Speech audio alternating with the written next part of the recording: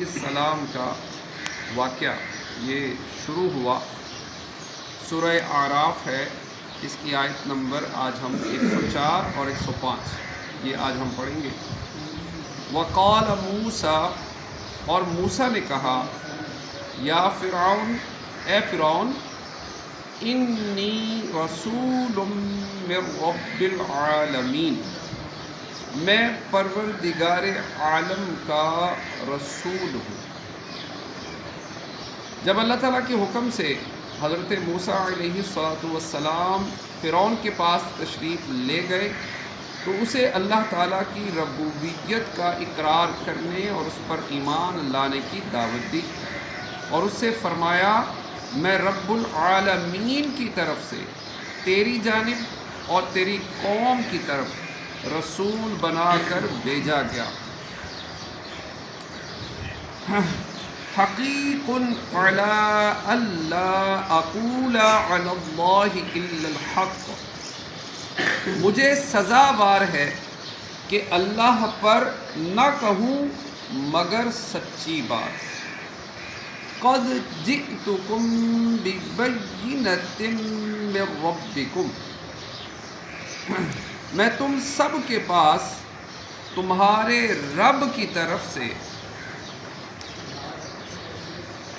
نشانی لے کر آیا ہوں۔ فَأَرْسِلْ مَعِیَ بَنِی اسرائیل، تو بنی اسرائیل کو میرے ساتھ چھوڑ دے۔ حضرت موسیٰ علیہ السلام کا کلام سن کر فرعون نے کہا، تم جھوٹ بولتے ہو۔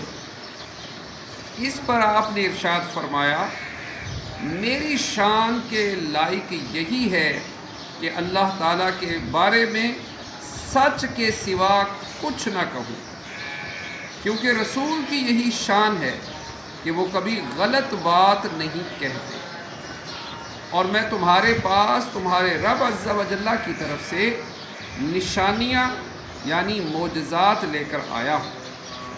جب حضرت موسیٰ علیہ السلام اپنی رسالت کی تبلیغ سے فارغ ہوئے تو چونکہ آپ کا رسول ہونا ثابت ہو چکا تھا اور فرعون پر آپ کی اطاعت فرض ہو گئی تھی، اس لیے آپ نے فرعون کو حکم فرمایا، تو بنی اسرائیل کو اپنی غلامی سے آزاد کر دے تاکہ وہ میرے ساتھ ارض مقدسہ میں چلے جائیں جو ان کا وطن ہے۔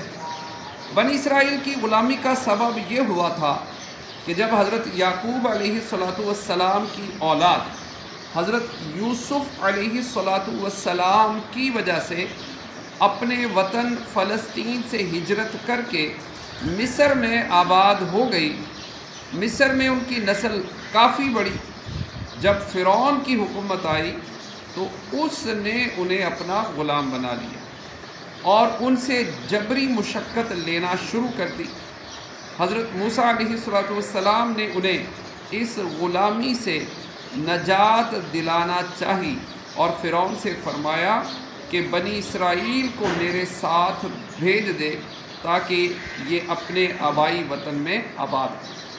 تو یہ ان دو آیات کے اندر اس واقعے کا ابتدائی جو منظر تھا وہ بیان ہوا کہ حضرت موسیٰ علیہ السلام اور فرعون کے درمیان یہ معاملہ کیسے شروع ہوا اور پھر آگے کیا کیا ہوا، تو یہ واقعہ یہ شروع ہوا ہے۔ تو انشاءاللہ ہم اس کو مزید تفصیل سے پڑھیں گے۔